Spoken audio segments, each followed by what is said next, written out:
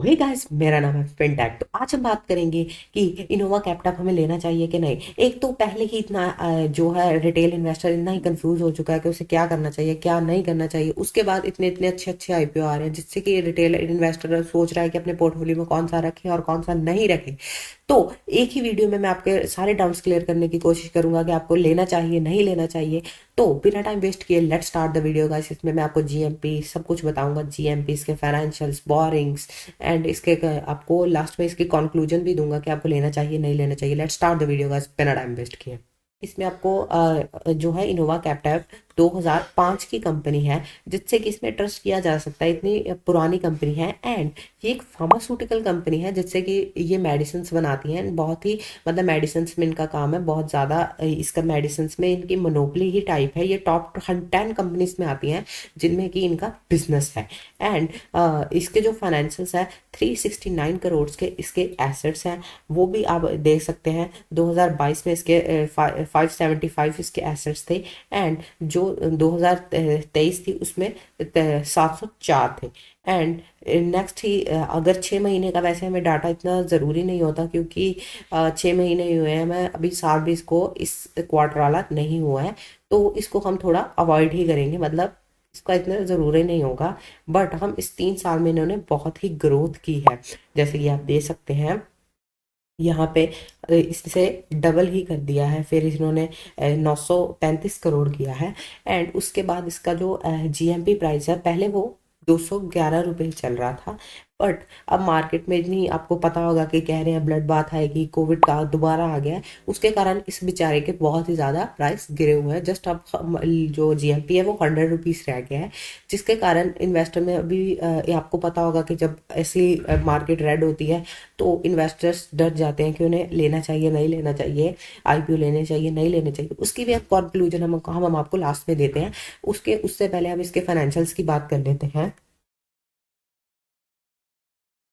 अब इसके time dates की बात कर लेते हैं। जैसे कि इसकी आज ही बिडिंग डेट है, मतलब 21 दिसंबर को इसकी बिडिंग डेट चल रही है। एंड जो इसकी लास्ट डेट है वो 26 दिसंबर को ख़त्म होगा। एंड जो इसका 27 को है अलॉटमेंट, पता लग जाएगी कि हमें मिलना है नहीं मिलना है। वैसे तो हमें कोई ज़्यादा आईपीओ मुझे मिलते नहीं है बट मैं इसमें भी अप्लाई करूँगा क्योंकि मुझे ये आईपीओ अच्छा लग रहा है। तो इसलिए इसमें 27 दिसंबर को आपको अलॉटमेंट मिलेगी। एंड जो रिफंड है 48 को मिलेगा पर की है। एंड जो इसका डीमार्ट ट्रांसफर है जिसको मिलेगा किस्मत वाले को, उसका 28 को उसके डीमार्ट में आ जाएगा। एंड जो इसकी 29 को इसकी लिस्टिंग होगी, पता लग जाएगा कि आपको प्रॉफिट होगा लॉस होगा या ब्रेक इवन होगा या कुछ भी होगा, आपको 29 को पता लग जाएगा।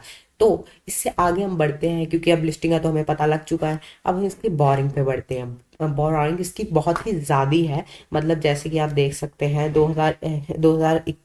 31 मार्च को इसकी सिर्फ 45 करोड़ थी। फिर इसकी बढ़कर इसकी हो गई 198 करोड़। एंड वो 2022 को 31 मार्च पर।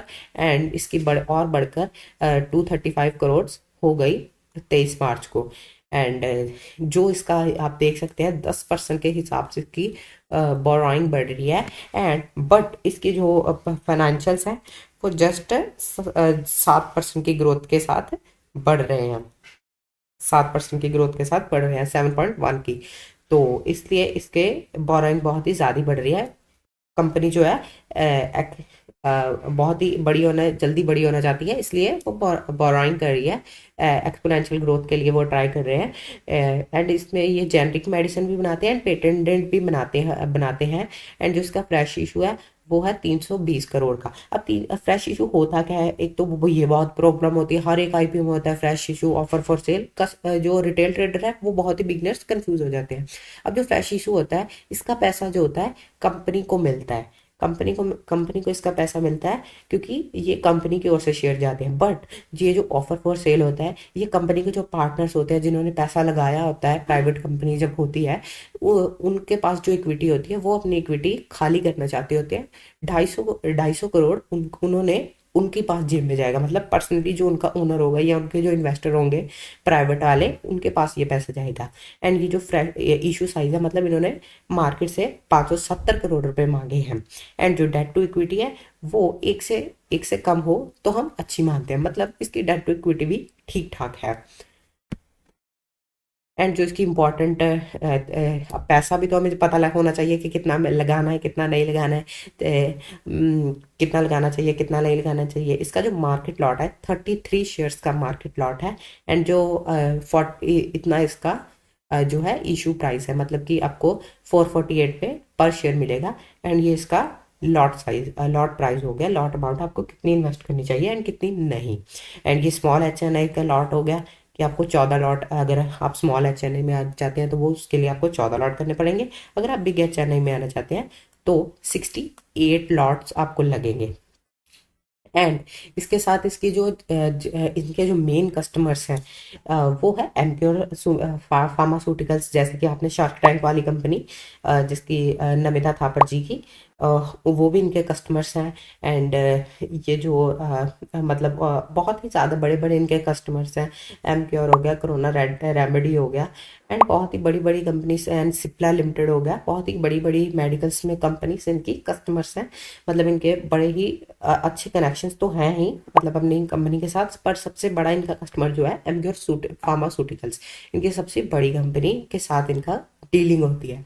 जिससे कि मतलब कि वैसे तो आपको मेरे हिसाब से इस टाइम IPO में थोड़ा इन्वेस्ट करना रिस्क टेकिंग वाला काम है, बट अगर आप ज़्यादा प्रॉफिट बनाना चाहते हैं, आप में रिस्क टेकिंग कैपेसिटी है, तो फिर आपको ये वाला IPO लेना चाहिए, क्योंकि IPO बहुत ही अच्छा लग रहा है। अब जैसे आपको पता ही है कि मार्केट डाउन जाने की संभावना हो रही है, सेंटिमेंट्स खराब हो रहे हैं मार्केट के। तो अगर तो आप अपने फंड्स को लेके थोड़ा सिक्योर रहते हैं, मतलब आप इतना रिस्क नहीं लेना चाहते हैं, तो फिर आपको इस पे नहीं जाना चाहिए। बट कंपनी अच्छी है, आप इन्वेस्ट कर सकते हैं अगर आप रिस्क टेकिंग बंदे हैं तो इसका जैसे आप देख सकते हैं GMP भी 211 से सिर्फ 100 रह गया। बहुत सारी कंपनी का ऐसा है, हैप्पी फॉर्नर्स का भी गिरा है, मोती सन्स का तो बहुत ज़्यादा गिरा है। ऐसे करके मतलब आप खरीद सकते हैं, बट आपको रिस्क टेकिंग आपको रहनी चाहिए, रिस्क टेकिंग आपको रखनी पड़ेगी। तो thank you for watching guys. अगर आपको मेरी वीडियो बहुत ही अच्छी लगी हो या अच्छी लगी हो तो प्लीज़ मुझे बताइए, क्योंकि मेरी ये फर्स्ट वीडियो थी, तो मुझे आपका फीडबैक का बहुत ही ज़्यादा ज़रूरत होगी। तो thank you for watching guys, मिलते हैं किसी और नई वीडियो में। तो लाइक कीजिए, सब्सक्राइब कीजिए। Thank you.